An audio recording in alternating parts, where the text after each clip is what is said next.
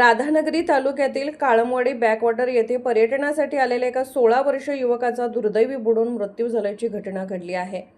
ही घटना दिनांक 29 एप्रिल 2026 रोजी सायंकाळी सुमारे 4:30 वाजण्याच्या सुमारास घडली।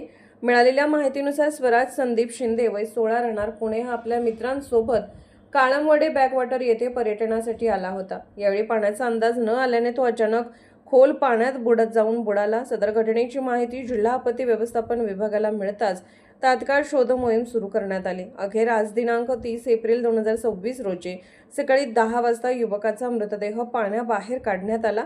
त्यानंतर पुढील तपासणीसाठी मृतदेह पोलिसांच्या स्वाधीन करण्यात आला।